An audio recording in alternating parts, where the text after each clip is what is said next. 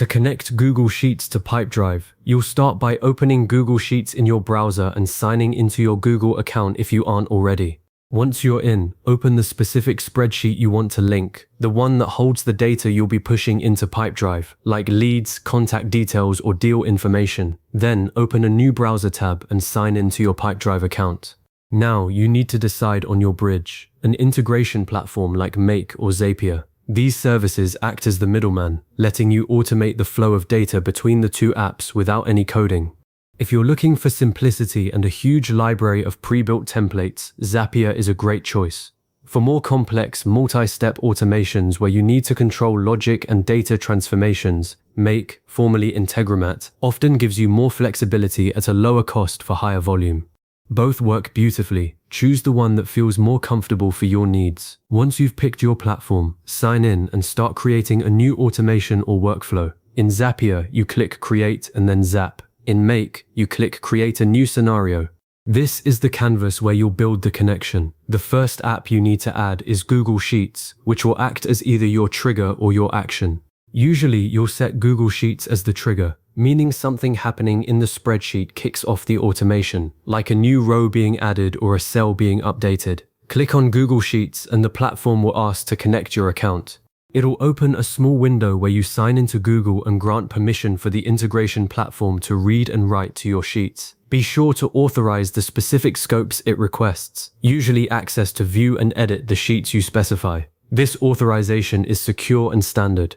You're just giving the platform the keys to the specific data it needs.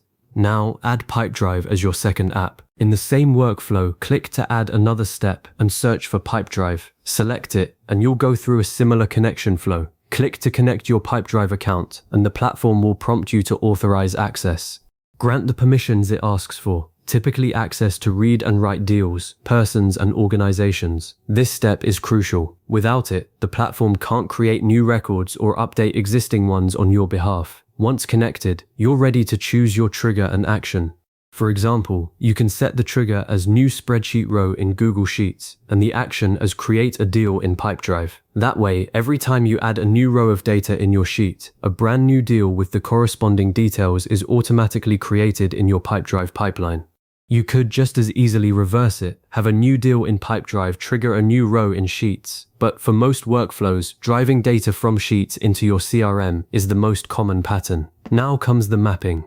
This is where you tell the platform which column in your Google Sheet goes to which field in Pipedrive. For instance, if column A in your sheet is company name, you'll map that to the title field in the Pipedrive deal. Column B might be contact email, which you'd map to the person's email field. Column C could be deal value, which maps to the deal value in Pipedrive. Most platforms give you a drop-down of fields for each app, so just click and match them up. One common pitfall here is forgetting to map required fields. Pipedrive usually requires at least a deal title and a person or organization to associate it with. If you skip a required field, the automation will fail. So double-check the red asterisks in the Pipedrive field list before moving on. The mapping is the brain of the automation, so take your time with it. Before you flip the switch, run a test. Most platforms have a test button that will pull a sample row from your Google Sheet or fire a sample trigger. In Zapier, you'll click Test Trigger to pull in a live row of data, then click Test and Continue to see if the action works.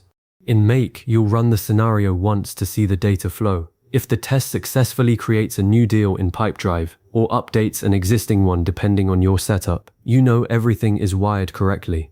If the test fails, the platform will usually show you an error message explaining exactly what went wrong, maybe a missing field or a permission issue. Read that message carefully, it's your best guide. Once the test passes, you can name your workflow and turn it on. In Zapier, you toggle the on switch. In Make, you set the schedule or turn on the scenario. Your automation is now live. Rausenif Ameliant and time. You've successfully connected Google Sheets to Pipedrive. Every time you add a new row of data, a deal will appear in your CRM, keeping your sales pipeline immediately updated without manual data entry. To get the most out of this, consider setting up a second action within the same workflow, like also creating a person in Pipedrive if they don't already exist, or sending a notification to your team. Many platforms let you chain multiple actions on a single trigger.